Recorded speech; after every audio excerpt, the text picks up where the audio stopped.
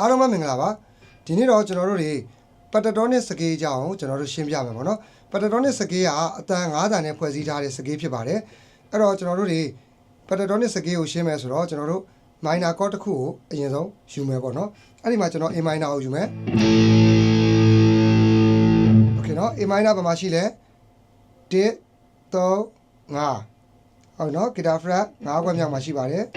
နော်1 2 3 4 5အဲ့လိုတွက်လဲရပါဘောနော်ကျွန်တော်တို့ကဒီအဆက်ရှိတဲ့နေရာလေးကိုပဲတွက်တယ်1 3 5ခွက်မြောက်မှာ Okay နော်ပေါ့ဒီ van chord ခိုင်လိုက်ပါနော် Okay အဲ့ဒါကိုပတ်တတော်နဲ့စကေးတီးကြမယ်ပေါ့နော်ဒါကို A minor လို့ခေါ်တယ်ပေါ့နော်ဒီဟာ van အောင် A လို့လည်းခေါ်လို့ရပါဘောဟုတ်ပြီပတ်တတော်နဲ့တီးမှဆိုရင်ဒီလက်ညှိုးနှုတ်ပေါ့နော်ဒီလက်ညှိုးနှုတ်ကနေစမယ်ပြီးလို့ရှိရင်ကျွန်တော်တို့ကဒီမာနှုတ်ကိုသုံးမယ်ဟုတ်ပြီနော်ပုံမှန်ဆိုရင် minor scale မှာ do re ma ပေါ့နော်ဒါကျွန်တော်ရှင်းမှာသင်ခန်းစာမှာကျွန်တော်ပြောခဲ့ပြီးပြီ do re ma သွားတယ်ပေါ့နော်အခုက तू က do ပြီးတော့ re ကိုမပါဘူး ma ကိုတန်းသွားတယ်အဲ့တော့လက်နံပါတ်က1ပြီးရတယ်4ကိုသွားတယ်ပေါ့နော်၄ခွက်မြောက်ကိုပေါ့နော်အဲ့တော့1 4ပေါ့နော်ဟုတ်ပြီနော်ပြီးလက်ညှိုးဆက်ဆင်းမယ်အဲ့တော့ do အောက်မှာတဲ့တယ်မှာ fa ရှိတာဆိုတော့ဒါ faနော် fa တကွကျော်တော့ so အဲ့တော့ do ma fa so okay နော် do ma fa so အဲ့လေးတန်ရသွားပြီပေါ့နော်ပြီးလို့ရှိရင်ကျွန်တော်တို့ကဒီလက်ညှိုးကိုထပ်ဆင်းလိုက်တယ်အဲ့ကောင်ကိုထာလို့ခေါ်တယ်အဲ့တော့ do ma fa so ta 1 2 3 4 5ပြည့်သွားပြီနော်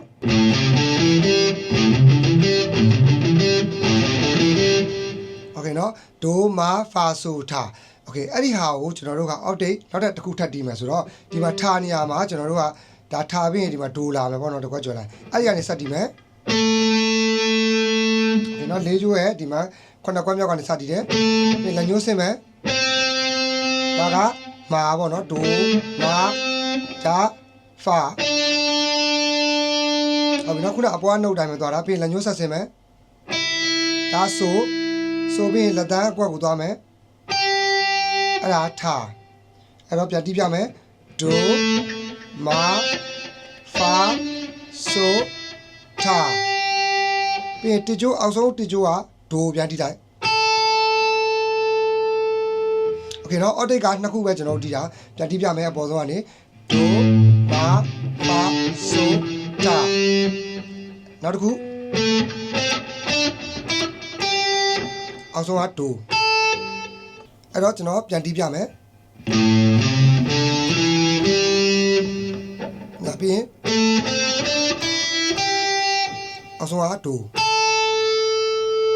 โอเคเนาะဒါဆိုရင်တော့နားလည်မယ်လို့ထင်တယ်เนาะအဲ့တော့ကျွန်တော်ပြန်တီးပြမယ်ပေါ့နော်ဒီဘက်လက်ကညာဘက်လက်ကကျွန်တော်တို့ down တက်လက် up တက်လက်ပြောင်းတီးမယ်ပေါ့နော် do ma fa so ta ပြီးရင် do ma fa so ta အောက်ဆုံးက do ကိုပြန်ယူโอเคเนาะအဲ့ဒါကိုတီးတော့ဒီလိုဖြစ်သွားတယ်โอเคเนาะတစ်ဆက်တည်းယူတာပေါ့နော်အဲ့ဒီထားပြီးဒီမှာ do ပေါ့နော်အောက်ဆုံးက do ပြီးလို့ရှိရင်ဒီမှာမာလေးကိုပါထပ်တီးလိုက်ပေါ့နော်အဲ့ဒါ6ကျိုးမှတီးရတယ်တူတူပဲဒါနဲ့အဲ့ဒီတီးလိုက်မယ်ပေါ့နော်အဲ့တော့ဒီလိုဖြစ်သွားမယ်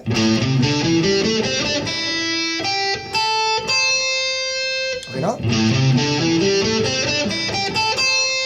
โอเคအဲ့တော့ pentatonic scale ကိုကျွန်တော်တို့အလွယ်ဘယ်လိုမှတ်မလဲပေါ့နော်တကယ်လို့လက်နံပါတ်ကိုလက် position ကိုအလွယ်မှတ်မှာဆိုရင်ကျွန်တော်တို့က1 4 1 3 1 3 1 3 1 4 1 4 1 4ပြီး1 3 1 3 1 3ပြီး1 4 1 4โอเคเนาะ1 4 1 3 1 3 1 3 1 4 1 4ဒါကဒီလက်ချောင်းတွေရဲ့နံပါတ်နဲ့မှတ်တာပေါ့နော်1 4ဆိုရင်လက်ညှိုးနဲ့လက်သားပေါ့နော်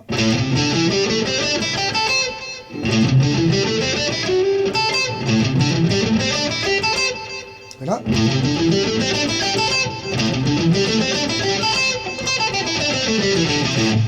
โอเคเนาะအဲ့တော့အောက်ဆုံးထိတီးပြီးလို့ရှိရင်ကျွန်တော်တို့ကဘာလုပ်ရမလဲဆိုတော့ခုနဆုံးခဲ့တဲ့ဒီမာနုတ်ကနေပြီးအပေါ်ကိုပြန်တက်ရမှာပေါ့နော်အဲ့ဒါကြတော့1ဒီမှာ4 1 4 1ဖြစ်သွားတယ်ဗောနော်4 1 4 1 3 1 3 1 3 1 4 1 okay နော်နှုတ်နဲ့ပြောမှဆိုရင်ဒိုမာဖာဆိုထာ၅လုံးနဲ့ပေါ့နော်အဲ့ဒါကိုအောက်တိတ်အပြန်လာတီးတာပေါ့နော်အဲ့တော့ကျွန်တော်အတက်ဆင်းလေးပြန်တီးပြမယ်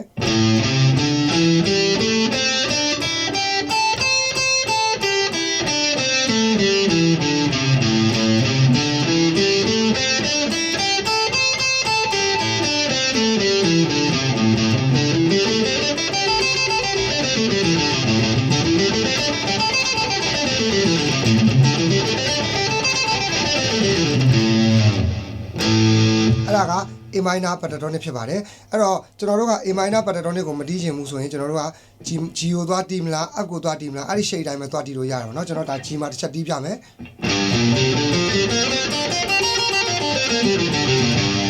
C မှာတစ်ချက်တီးပြမယ် Okay အဲ့တော့ကိုယ့်ရဲ့လက်ညှိုးတည်တဲ့နေရာဒီကျွန်တော်တို့ရဲ့ root note ပေါ့နော်ကိုက A minor ကိုတီးချင်တယ်ဆိုဒီ A note မှာတဲ G minor ကိုတီးချင်တယ်ဆို G note မှာလက်ညှိုးကိုတဲပေါ့နော်ဒါက position တစ်ခုပဲရှိသေးတယ်ပေါ့နော်ကျွန်တော်တို့ဒီလက်ညှိုးကနေစတည်ရဲ့ position ပေါ့နော်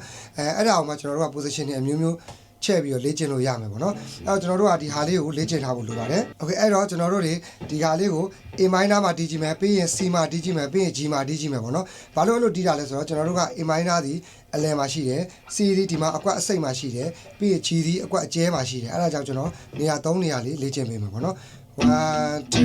3 4တပိမှာနှလုံးတီးကြအောင်နော်1 and 2 and 3 and 4 and အဲ့လိုသွားမယ်နော်1 2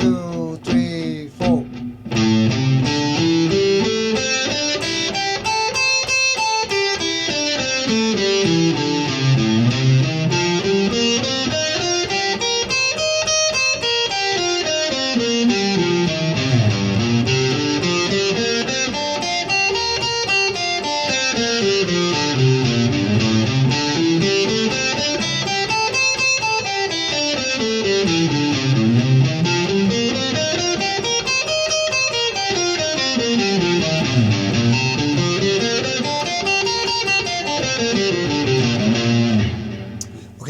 အဲ့လိုမျိုးလေးကျွန်တော်တို့တွေကိုလိုချင်တဲ့ကော့လေးတွေပေါ့နော်ရွေးပြီးတော့ကျွန်တော်တို့ကျင့်လိုက်ပြီဆိုတာနဲ့